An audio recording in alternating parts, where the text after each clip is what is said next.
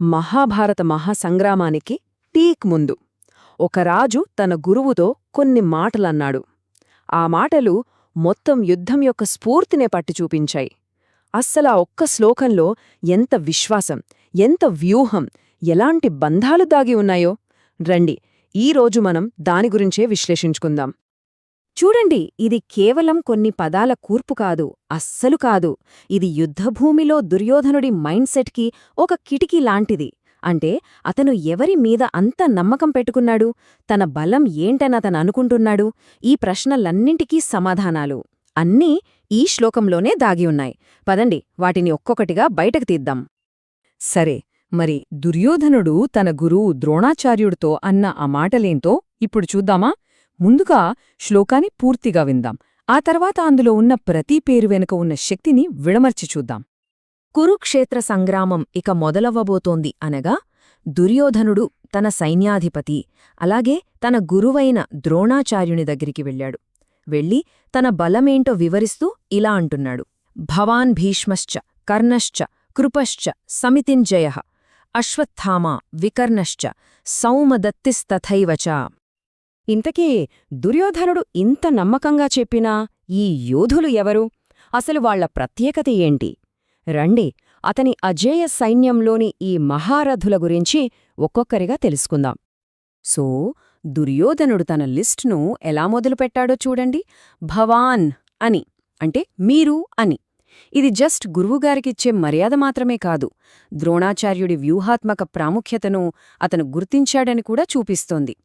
అంటే నా మొదటి బలం మీరే, నా గురువు, నా సైన్యాధిపతి అని గట్టిగా నొక్కి చెప్తున్నాడన్మాట.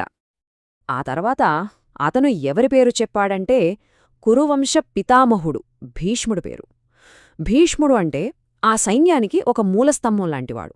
ఆయన ఉన్నాడంటే చాలు, సైన్యానికి ఒక రకమైన మానసిక స్థైర్యం, అపారమైన బలం వచ్చేస్తుంది. ఇక కర్ణుడు అర్జునుడికి సరిసాటి యోధుడు అని పేరున్నవాడు. కర్ణుడు కేవలం ఒక సైనికుడు కాదు, దుర్యోధనుడికి ప్రాణస్నేహితుడు.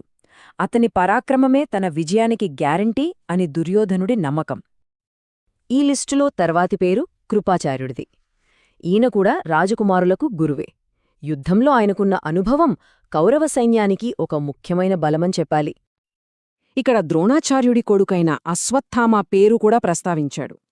తండ్రిలాగే ఇతను కూడా అస్త్రవిద్యలో చాలా నిపుణుడు. కౌరవ సైన్యంలో ఒక భయంకరమైన యోధుడు.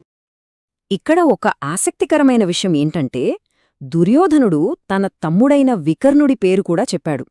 వికర్ణుడు మనస్సులో ధర్మం వైపు మొగ్గు చూపినా సరే అన్నపక్షాన నిలబడాలని నిర్ణయించుకున్నాడు.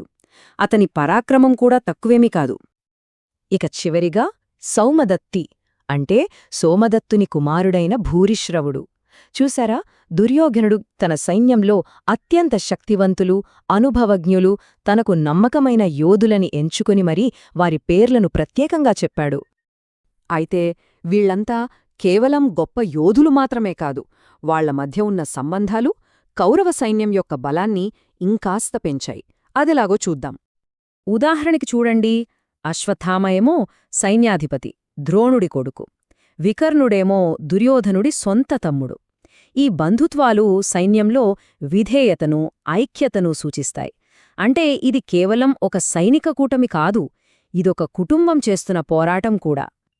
సరే, ఇప్పుడు ఈ పేర్లన్నింటినీ కలిపి చూస్తే దుర్యోధనుడి మాటల్లో ఉన్న అసలైన శక్తి ఏంటో మనకు స్పష్టంగా అర్థమవుతోంది.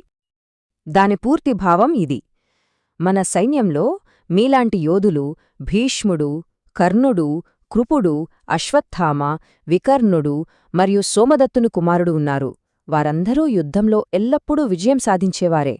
ఇక్కడ ఎల్లప్పుడూ విజయం అనే మాటను గమనించండి. దుర్యోధనుడి దృష్టిలో ఓటమికి ఛాన్సే లేదు. ఇది చాలా ముఖ్యమైన పాయింట్. దుర్యోధనుడి వ్యూహం సైన్యం సంఖ్యపై ఆధారపడలేదు. అతను ఎంచుకున్న ఈ కొద్దిమంది అసాధారణ వీరుల మీదే ఆధారపడింది.